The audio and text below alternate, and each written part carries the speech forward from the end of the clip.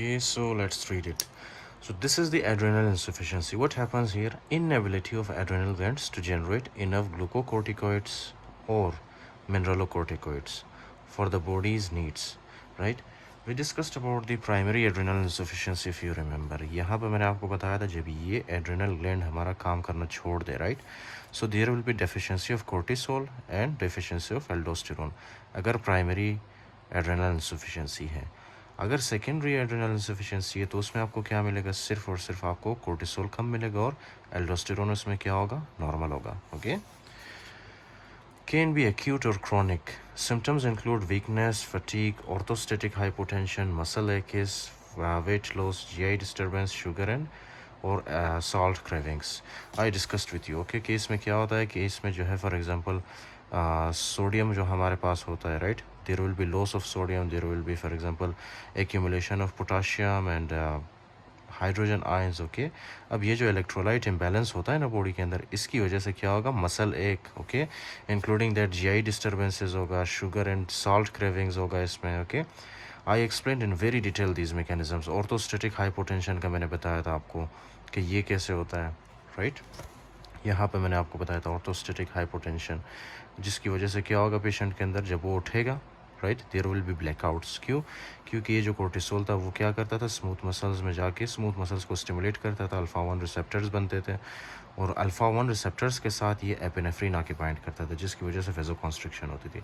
लेकिन due to deficiency of cortisol there will be no vasoconstriction. Okay. That will lead to orthostatic hypotension plus there will be reduced level of the, for example, there will be hyponatremia, there will be hyperkalemia and there will be metabolic acidosis. Okay. So salt cravings क्यों होता है? या for example sugar and salt cravings क्यों होता है? Sugar का मैंने आपको बताया था कि यहाँ पे क्या होता है, यहाँ पे जो है अमीनो एसिड या ग्लाइसरोल से नया ग्लूकोज नहीं बनता, जिसकी वजह से हाइपोग्लाइसीमिया होता है. Okay. And that will lead to lethargy, fatigue like symptoms.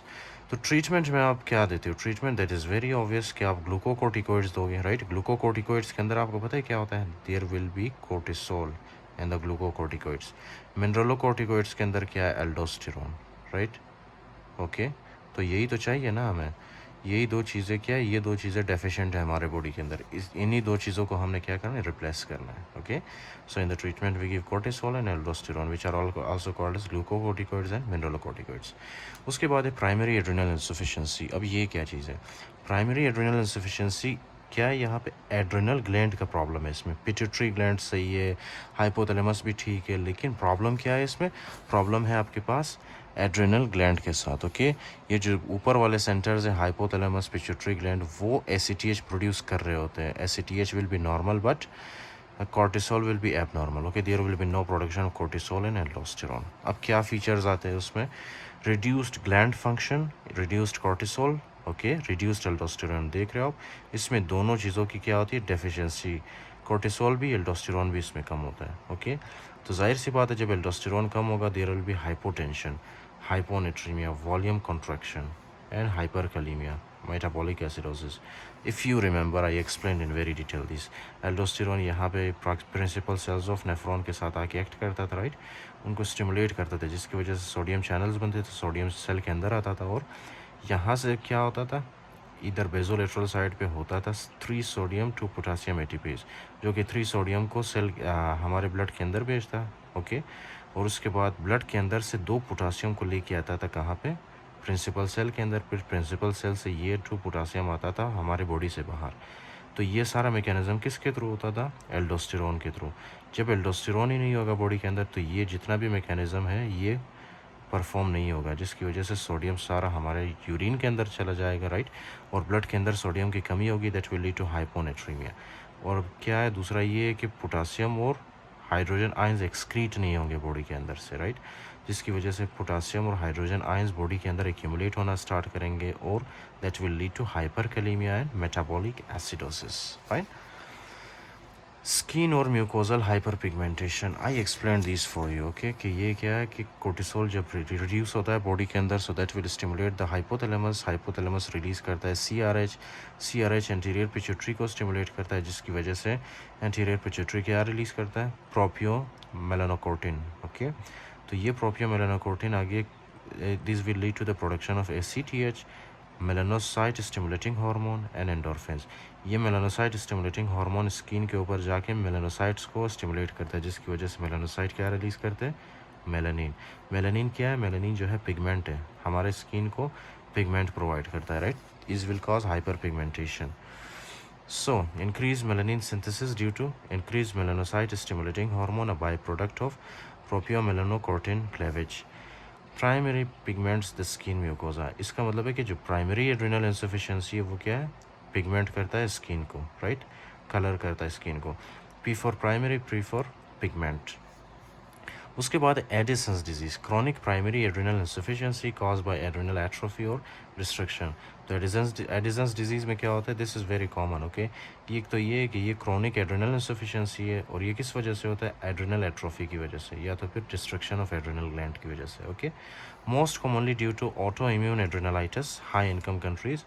तो जो मोस्ट डेवलप्ड कंट्रीज़ हैं उनमें क्या है, उनमें जो है एडिसन्स डिजीज़ किस वजह से होता है, या adrenal insufficiency, chronic adrenal insufficiency auto immune adrenalitis की वजह से होता है, ओके, राइट।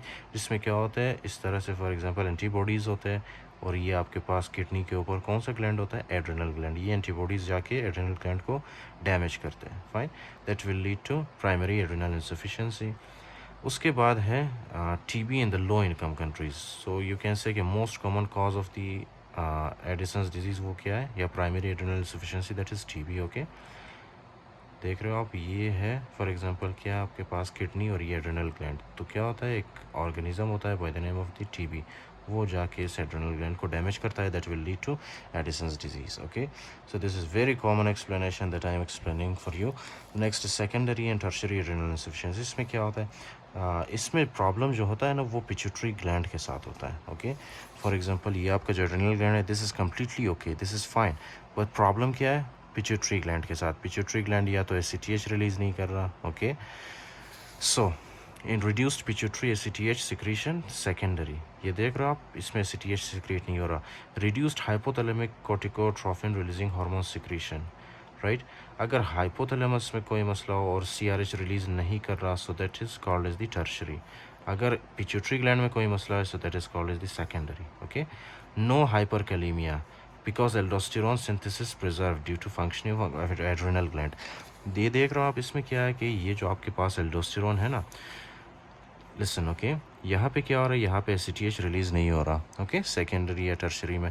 जब एसीटीएच नहीं होगा तो एसीटीएच जो है यहाँ पे एड्रिनल ग्लैंड को स्टिमुलेट नहीं कर पाएगा, जिसकी वजह से कोर्टिसोल रिलीज़ नहीं होगा, ओके।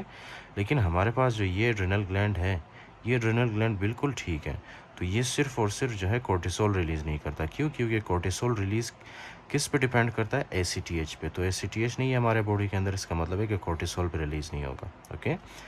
उसके अलावा जब हमारा एड्रिनल ग्लैंड ठीक होता है, right, so that can produce aldosterone, वो एल्डोस्टेरोन प्रोड्यूस कर सकता है, लेकिन कोर्टिसोल प्रोड्यूस नहीं कर सकता। क्यों? क्योंकि release of cortisol depends on the ACTH, और यहाँ पे एसीटीएच की कमी है, reduced pituitary ACTH secretion, okay. तो अब क्या है कि एल्डोस्टेरोन जब सिक्रीट होगा, राइट, बॉडी के अंदर, तो वो एल्डोस्टेरोन जो है यहाँ पे एक्ट करेगा प्रिंसिपल सेल्स ऑफ किडनी में। Mechanism I already explained in detail, okay. Hyperkalemia नहीं होगा इसमें। Aldosterone synthesis is preserve due to functioning of adrenal gland intact. रॉस का पता है ना आपको, renal angiotensin aldosterone system, okay, renin angiotensin aldosterone system. No hyper pigmentation. क्यों नो हाइपर पिगमेंटेशन? बिकॉज ये जो है क्या है, ये जो है एंटीरियर पिट्यूटरी को इन्वॉल्व कर रहा है, राइट। तो जब एंटीरियर पिट्यूटरी डैमेज होगा तो जाहिर सी बात है ये प्रोपियोमेलानोकॉर्टिन रिलीज़ नहीं होगा, और एससीटीएच, एमएसएच, एंडोर्फिन वगैरह कुछ भी रिलीज़ नहीं होगा, ओके। तो this is called as the secondary और टर्शियरी एड्रेनल इंसफिशिएंसी। अच्छा, उसके बाद है secondary adrenal insufficiency is due to pituitary pathologies, जैसे कि अच्छा, पिट्यूटरी पैथोलॉजीज़ की वजह से होता है। इसमें क्या होता है, इसमें आपका पिट्यूटरी ग्लैंड इन्वॉल्व होता है, ओके, जो सेकेंडरी एड्रेनल इंसफिशिएंसी होता है। उसके बाद है tertiary adrenal insufficiency is most commonly due to abrupt cessation of chronic glucocorticoid therapy. आपको पता है कुछ लोग होते हैं जो कि क्रॉनिकली ग्लूकोकोर्टिकोइड थेरेपी लेते हैं एज ट्रीटमेंट, ओके, जैसे कि ऑटो इम्यून कंडीशन वाले पेशेंट्स जो होते हैं, ओके। तो उनमें क्या होता है कि वो ग्लूकोकोर्टिकोइड्स लेते हैं for longer time period, okay. Glucocorticoid में क्या होता है, कोर्टिसोल, फाइन। तो ये क्या है कि वो क्रॉनिकली ग्लूकोकोर्टिकोइड लेते हैं, ग्लूकोकोर्टिकोइड के अंदर कॉर्टिसोल होता है, और क्या होता है कभी कभी वो एकदम से एब्रप्ट कैसेशन, यानी कि वो एकदम से ग्लूकोकोर्टिकोइड लेना बंद कर देते हैं, ओके, जिसकी वजह से क्या होगा, टर्शियरी एड्रेनल इंसफिशिएंसी। उससे क्या होता है कि जब आप एकदम से कैसेशन करते हो या ग्लूकोकोर्टिकोइड की थेरेपी आप बंद करते हो ना एकदम से, उससे ये कि हाइपोथैलेमिक पिट्यूटरी एड्रेनल एक्सेस जो है ना, उसकी सप्रेशन होती है, फाइन। तो सप्रेशन होने की वजह से क्या होगा, tertiary adrenal insufficiency. Tertiary from treatment होता है, ओके। उसके बाद है अक्यूट एड्रेनल इंसफिशिएंसी। इसमें क्या होता है, listen very care, also called adrenal crisis or Addisonian, often precipitated by acute stressors that increase the glucocorticoid requirement, example infection। आपको पता है ना यार, इन्फेक्शन में क्या होता है, इन्फेक्शन में जो है एक स्ट्रेसफुल इन्वायरमेंट क्रिएट होता है हमारे बॉडी के अंदर, एक stressful, very stressful condition create होता है, राइट। तो स्ट्रेसफुल कंडीशंस में हमें जाहिर सी बात है कि ग्लूकोज भी चाहिए, right, will need a lot of energy. तो जब कोर्टिसोल नहीं होगा तो वो ग्लूकोनियोजेनेसिस नहीं होगा, ग्लूकोज रिलीज नहीं होगा हमारे बॉडी के अंदर, राइट। तो इस तरह से क्या होगा, फिर there will be increase glucocorticoid requirement, okay, glucocorticoid requirement means there will be increased need of the cortisol by our body in patients with pre-existing adrenal insufficiency। अब क्या है कि उनके अंदर ऑलरेडी जो है एड्रेनल इंसफिशिएंसी है, फाइन, उनका एड्रेनल ग्लैंड कोर्टिसोल प्रोड्यूस नहीं कर रहा है, और ऊपर से जब इन्फेक्शन होता है ना या स्ट्रेसफुल कंडीशन उनके बॉडी के अंदर जब डेवलप होता है ना, तो कोर्टिसोल की जो फॉर एग्जांपल रिक्वायरमेंट है ना, वो मज़ीद बढ़ जाता है। There will be severe deficiency of the cortisol and that will lead to acute adrenal insufficiency, okay। so adrenal insufficiency और on glucocorticoid therapy, जो लोग ग्लूकोकोर्टिकोइड लेते हैं, ओके, जब उनके बॉडी के अंदर स्ट्रेसफुल कंडीशन डेवलप होता है ना, तो उनको मज़ीद सीवियर कोर्टिसोल की रिक्वायरमेंट होती है। जब वो कोर्टिसोल उनको नहीं मिलता, so that will lead to acute adrenal insufficiency, may present with acute abdominal pain, nausea, vomiting, altered mental status and shock. उसके बाद है वाटर हाउस फ्रेडरिक सिंड्रोम। इसमें क्या होता है कि बायलेटरल एड्रेनल हेमोरेज होता है, राइट। फॉर एग्जांपल ये है आपके पास एड्रेनल ग्लैंड, राइट, और ये है आपका बॉडी, राइट। तो इसमें क्या है ना कि ये किडनी, ये एड्रेनल ग्लैंड है। एक बैक्टीरिया होता है जिसका नाम है नेज़ेरिया मेनिंजाइटिस, ओके। ये जो नेज़ेरिया मेनिंजाइटिस बैक्टीरिया है, फर्स्ट ऑफ ऑल ये क्या करता है, ये आपके बॉडी के अंदर इंटर होता है, ओके। बॉडी के अंदर इंटर होने के बाद ये आपके ब्लड में जाता है, ब्लड में होने के बाद क्या करता है, ये कॉज करता है सेप्सिस, ओके।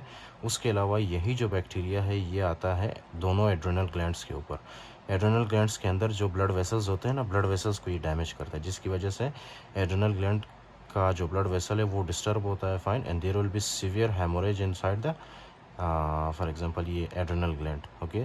तो एड्रेनल ग्लैंड के अंदर हेमोरेज होता है, जिसकी वजह से एड्रेनल ग्लैंड की जो एड्रेनल ग्लैंड का फंक्शन है ना, there will be loss of function in the adrenal gland, okay, in the setting of the sepsis, example meningococcemia, right, that will lead to acute primary adrenal insufficiency। तो जाहिर सी बात है जब आप adrenal gland को damage करोगे, उसके blood vessels को डैमेज करोगे, so there will be reduced function of the adrenal gland which is called as the primary acute adrenal insufficiency, okay।